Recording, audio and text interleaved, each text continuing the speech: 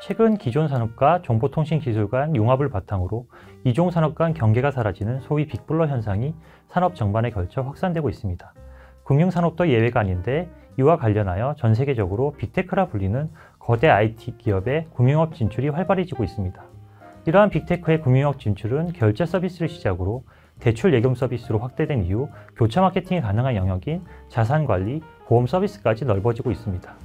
또한 빅테크는 기존 금융회사와의 파트너십을 맺는 등 협력하는 방식뿐만 아니라 금융회사로서 인가를 받아 직접 경쟁하는 방식으로도 금융업에 진출하고 있습니다.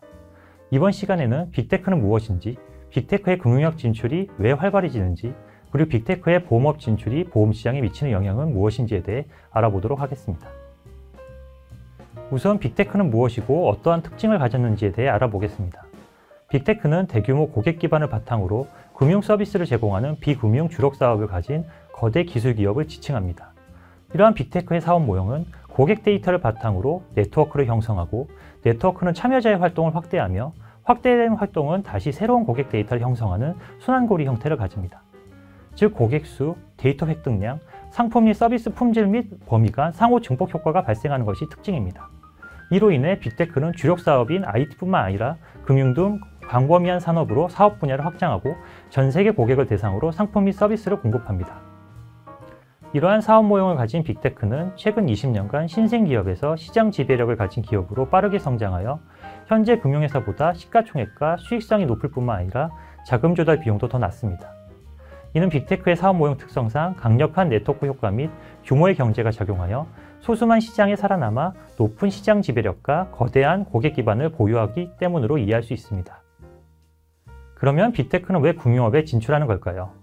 그 이유를 수요와 공급 요인으로 나눠서 살펴보겠습니다. 우선 수요 요인입니다. 금융 인프라가 발달하지 않아 지리적 이유 등으로 금융 접근성이 낮은 경우 빅테크의 금융업 진출을 통해 기존 금융회사에게 금융 서비스를 제공받지 못한 소비자들의 니즈를 충족시킬 수 있습니다. 또한 신기술이 제공한 서비스에 익숙해진 소비자, 특히 MZ세대는 금융 서비스에서도 보다 높은 수준의 편의성, 신속성, 맞춤형 등을 요구하게 되어 빅테크가 제공하는 금융 서비스를 선호하게 됩니다. 다음으로 공급 요인을 살펴보겠습니다. 빅테크는 광범위한 고객 데이터로부터 소비자에 대한 정보를 획득할 수 있고, 이러한 데이터를 처리하는 기술, 예를 들어 인공지능, 기계학습 등을 활용해 있어 우위를 가지기 때문에 기존 금융회사와 차별화된 서비스를 제공할 수 있습니다. 또한 기존 금융규제가 금융업에 진출한 빅테크에 동등하게 적용되지 않으면 규제 차익에 의해 빅테크에게 경쟁 우위가 발생합니다.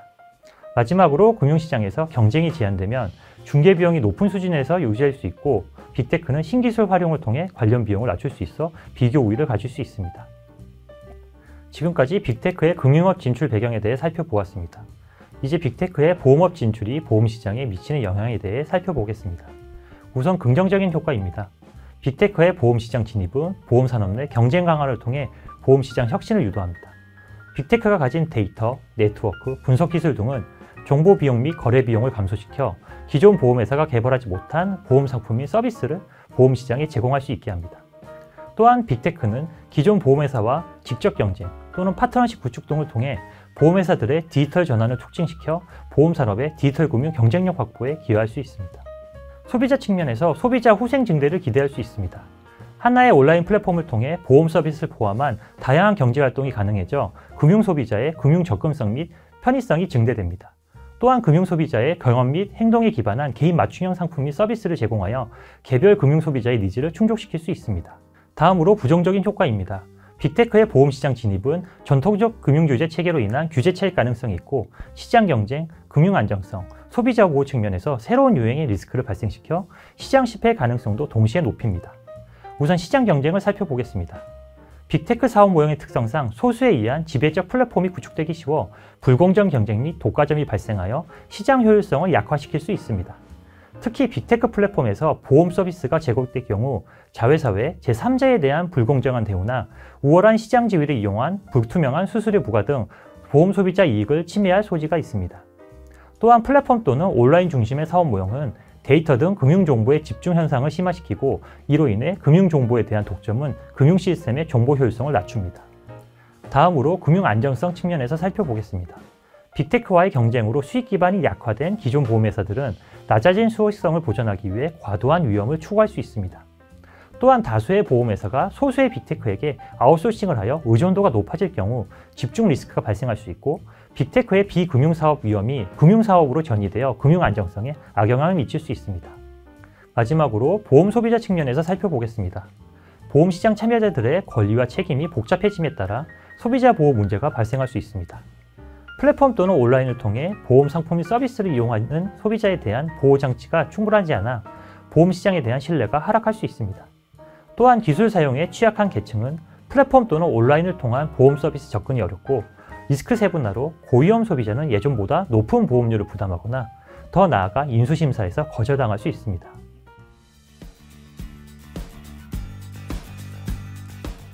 지금까지 빅테크의 보험업 진출 배경과 영향에 대해 살펴보았습니다. 스마트폰 보급과 함께 ICT의 급속한 발전은 보험 산업의 구조뿐만 아니라 소비자 니즈도 변화시키고 있습니다. 더욱이 코로나19로 비대면, 온라인화가 사회 전반에 확산됨에 따라 이러한 흐름이 더욱 가속화되고 있습니다.